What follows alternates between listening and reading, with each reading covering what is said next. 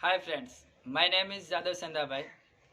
I am working in Kinder Sports LLP as a Taekwondo trainer in Sri Saraswati Shishu Mandir Sidhpur. Today our today activity is Taekwondo skill punch.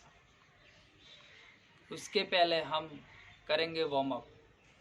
Warm up क्यों ज़रूरी है? क्योंकि अपने सोए हुए muscles को जगाना और कोई भी एक्टिविटी हम करते हैं तो इंजरी ना हो, इसके लिए वार्म अप करना बहुत ही ज़रूरी है। हाय फ्रेंड्स, आज की हमारी एक्टिविटी थी पंच। पंच जो है ताइक्वांडो की बेसिक स्किल में जो बिगिनर बच्चे हैं उनके लिए ये सीखना और सिखाना ज़रूरी है। तो पंच एकदम बंद मुट्ठी, ब्रेन ब्रिस्ट परफेक्ट और किस जगह पे मारना है वो मैं आपको दिखाता हूँ। फिर कैसे पोजीशन लेनी है और कैसे बैठना है वो देखेंगे। पहले हमारे सहायक ये बॉडी है हमारी, इस बॉडी में ये चेस्ट और स्टमक के बीच में यहाँ पे मारना है।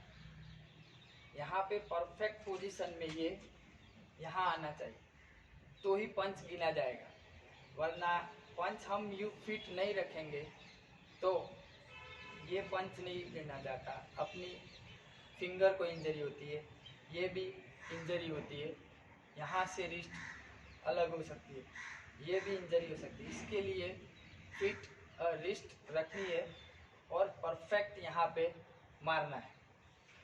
आभार आपका। ये जो यूनिफॉर्म है ताइक्वांडो का, ये परफेक्ट पॉइंट है पंच मारने का। यहाँ पे ये वी आकार जहाँ पे ख़त्म होता है वहाँ पे ही मिडल पंच मारना होता है। इसके लिए देखते हैं पोजीशन और स्किल। पहले जुम्मे पोजीशन में पैर अपने शोल्डर के हिसाब से खुले हुए, फिर punch position like a horse riding style, इसको कोरियन भाषा में बोलते हैं जुत्सुन जोगी। तो दोनों पाँव साथ में, फिर यहाँ से खोलना है और दोनों हाथ कमर में, फिर लेफ्ट हैंड मूव करना है अपने चेस्ट और स्टमक के बीच के हिस्से में। ये परफेक्ट जगह है और अपनी निगाहें सामने रखनी है। और अब स्लोली दूसरे हाथ से करेंगे।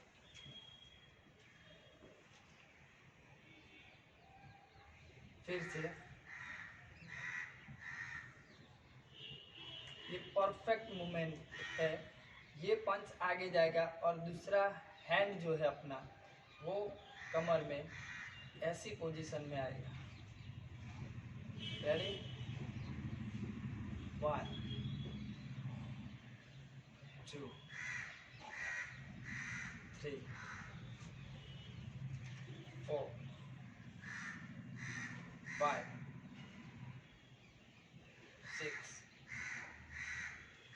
7 8 9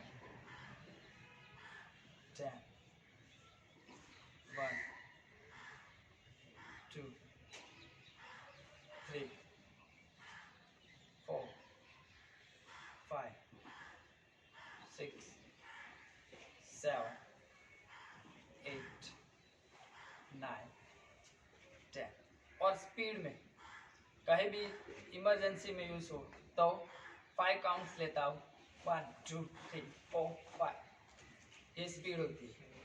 बोरो, फिर दोनों पाँव साथ में लेके जुम्मे पोजीशन।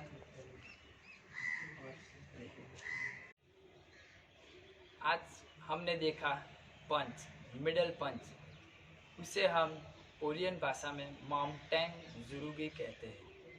मिडल पंच हमें ताइक्वांडो की फाइट में यूज़ करना है कि नहीं, वो बहुत ही लोगों के मन में होता है।